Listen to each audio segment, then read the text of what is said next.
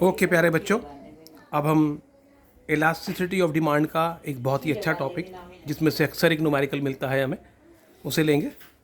उसमें टॉपिक है methods of measuring price elasticity of demand.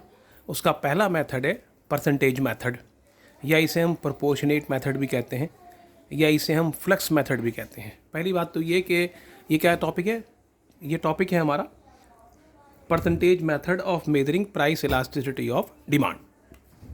Percentage method of measuring price elasticity of demand.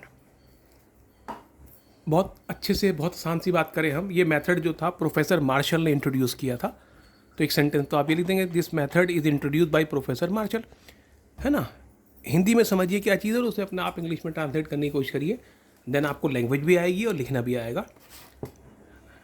इस method को हम flux method या proportionate method या मैथमेटिकल मेथड भी कहते हैं।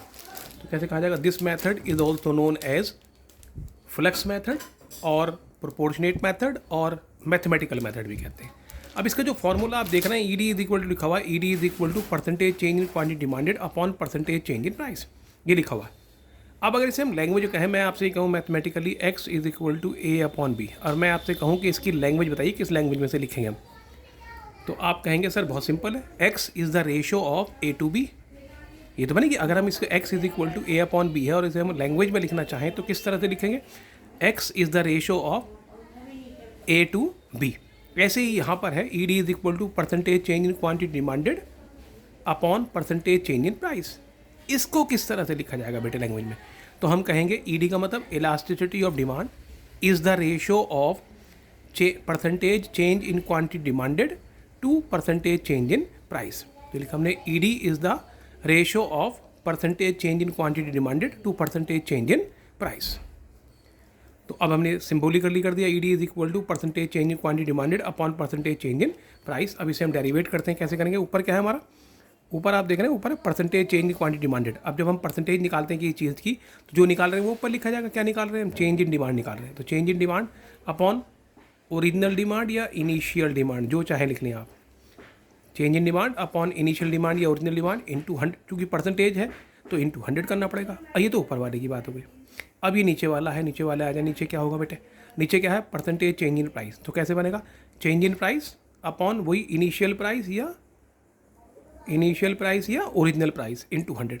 100 से 100 हमने काट दिया। तो ऊपर, अब आप इतना मैथ आपने सबने पढ़ा है कि जो ऊपर है वो तो ऐसे लिखा रहेगा, जो है हमारा ये तो ऊपर वाली चीज़ तो ऐसी लिखी रहेगी। क्या है ऊपर वाली चीज़, change in quantity demanded upon original demand into, अभी नीचे वाले क्या हो जाएगा, ये उल्टा हो जाएगा, ओरिजिनल प्राइस ऊपर चला जाएगा और चेंज इन प्राइस नीचे आ जाएगा, original price upon change in price. ये सब सही लिखा हुआ है, original price upon change in price. अब क्या करेंगे बेटे, हम चेंज का मतलब होता है डेल्टा। हम चेंज को कहाँ से शो करते हैं, इकोनॉमिक्स में हम चेंज को डेल्टा शो करते हैं, ट्राइंगल का साइन बनाती है, चेंज कहलाता है। चेंज इन डिमांड को शो करते हैं क्यू से, अपॉन ओरिजिनल के लिए आ जाएगा बेटा हमारा क्यू इंटू ये रहा। अब ये क्या है, ओरिजिनल प्राइस के लिए आ जाएगा पी वर्ड, और चेंज इन प्राइस के लिए आ जाएगा डेल्टा पी। अभी एक तरफ हो जाएंगे, पी क्यू एक तरफ कर दीजिए, पी इधर आ जाएगा, P upon Q into delta Q upon delta P. ये हमारी इक्वेशन हो गई, इसमें बहुत सिंपल सी, बहुत आसान सी, है ना। तो आई होप आपको समझ में आई बात। ये बहुत सिंपल सा टॉपिक है, बहुत आसान सा टॉपिक है ना।